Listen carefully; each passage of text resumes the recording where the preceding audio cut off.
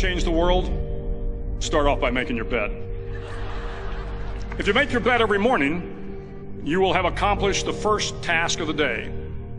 It will give you a small sense of pride, and it will encourage you to do another task, and another, and another. And by the end of the day, that one task completed will have turned into many tasks completed. Making your bed will also reinforce the fact that the little things in life matter. If you can't do the little things right, you'll never be able to do the big things right. And if by chance you have a miserable day, you will come home to a bed that is made, that you made. And a made bed gives you encouragement that tomorrow will be better. To pass SEAL training, there are a series of long swims that must be completed. One is the night swim. Before the swim, the instructors joyfully brief the students on all the species of sharks that inhabit the waters off San Clemente. They assure you, however, that no student has ever been eaten by a shark, at least not that they can remember.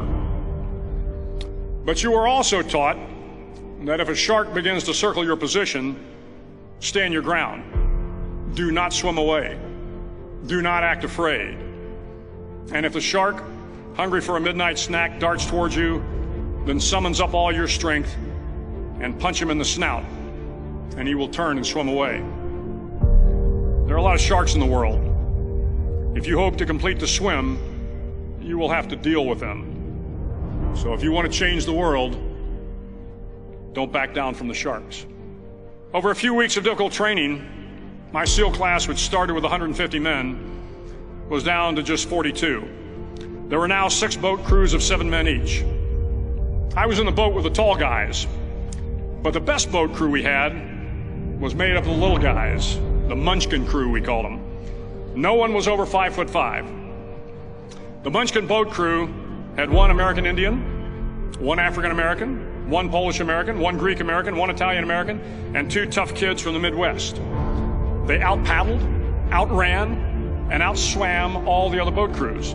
The big men in the other boat crews would always make good-natured fun of the tiny little flippers the Munchkins put on their tiny little feet prior to every swim. But somehow these little guys from every corner of the nation and the world always had the last laugh, swimming faster than everyone and reaching the shore long before the rest of us. SEAL training was a great equalizer. Nothing mattered but your will to succeed, not your color, not your ethnic background, not your education, not your social status. If you want to change the world, measure a person by the size of their heart, not by the size of their flippers. The 9th week of training is referred to as Hell Week.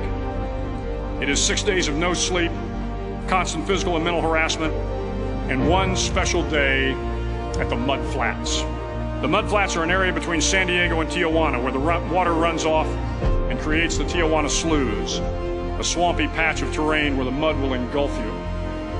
It is on Wednesday of Hell Week that you paddle down to the Mud Flats and spend the next 15 hours trying to survive this freezing cold, the howling wind, and the incessant pressure to quit from the instructors. As the sun began to set that Wednesday evening, my training class, having committed some egregious infraction of the rules, was ordered into the mud. The mud consumed each man till there was nothing visible but our heads. The instructors told us we could leave the mud if only 5 men would quit. Only 5 men, just 5 men, and we could get out of the oppressive cold. Looking around the mud flat, it was apparent that some students were about to give up. It was still over 8 hours till the sun came up. 8 more hours of bone-chilling cold. The chattering teeth and the shivering moans of the trainees were so loud, it was hard to hear anything. And then one voice began to echo through the night. One voice raised in song. The song was terribly out of tune, but sung with great enthusiasm.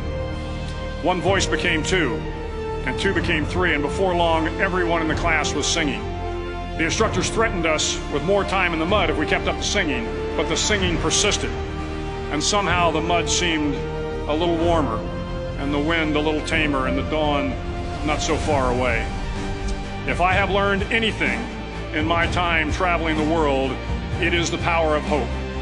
The power of one person, a Washington, a Lincoln, King, Mandela, and even a young girl from Pakistan, Malala.